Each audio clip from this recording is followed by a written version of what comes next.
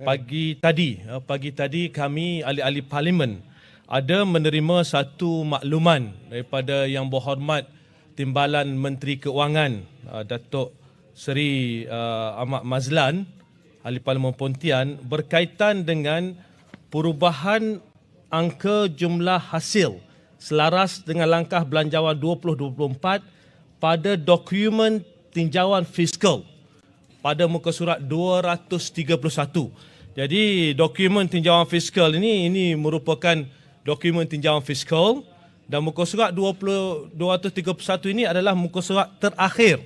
Muka surat terakhir maknanya dalam buku tinjauan fiskal ini setiap langkah belanjawan kerajaan dimasukkan dalam muka surat paling terakhir sekali. So dimasukkan dalam muka surat terakhir ini apakah hasil daripada langkah-langkah yang baru dilaksanakan oleh kerajaan. Jadi dalam konteks makluman daripada Timbalan Menteri Keuangan pada pagi tadi kepada kami, dalam surat tersebut dinyatakan angka-angka yang berbeza ataupun ralat dalam buku penyata hasil kerajaan ini. Dan seingat saya ini antara pertama kali dalam sejarah apabila buku penyata hasil ini ada ralat. Dan inilah yang kami bangkitkan, ramai antara kami bangkitkan dalam Dewan sebelum ini, bahawa apabila kita bercakap tentang kenaikan cukai perkhidmatan sebanyak 2% sebagai contoh, berapakah kenaikan tersebut bakal menyumbang kepada kenaikan hasil. Jadi kalau kita tengok kat sini, ralatnya banyak adalah di bahagian cukai tidak langsung indirect tax.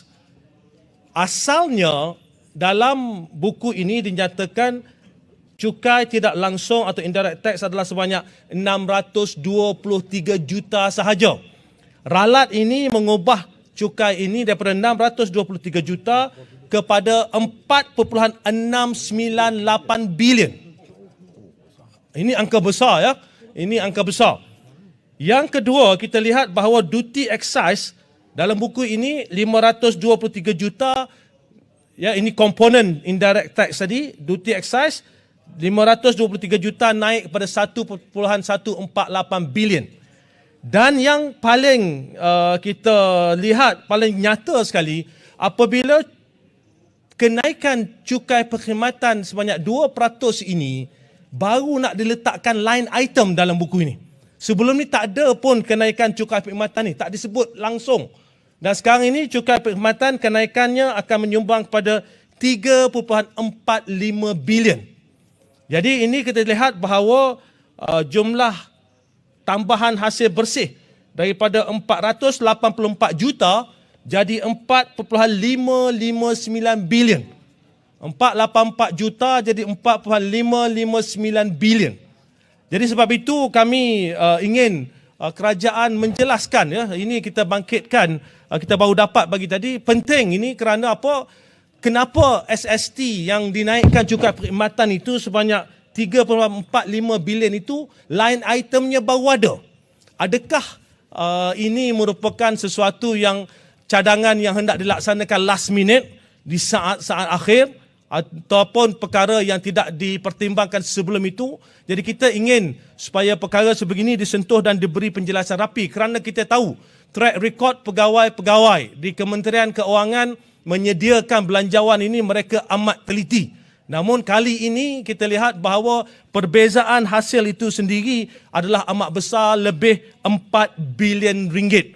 Jadi sebab itu kami selalu sentuh bahawa perkara-perkara sebegini yang dilihat kecil, tetapi apabila kita ambil kira pandangan atau persepsi pelabur-pelabur, peserta-peserta pasaran modal, ini merupakan satu perkara yang besar. Bagaimana sebuah kerajaan boleh tidak memasukkan hasil yang dibincangkan dalam bajet itu, dalam belanjawan itu, dalam penyata anggaran hasil selepas langkah belanjawan untuk tahun 2024. Jadi sebab itu kami mengambil kesempatan ini menegaskan bahawa adalah amat penting untuk Menteri Keuangan ini memerlukan seseorang yang sepenuh masa untuk memastikan bahawa perkara-perkara perincian ini tidak dibuat di saat-saat akhir, perlu duduk bersama dengan pegawai-pegawai, pastikan perincian-perincian itu adalah betul-betul teliti supaya kesilapan sebegini tidak lagi berlaku.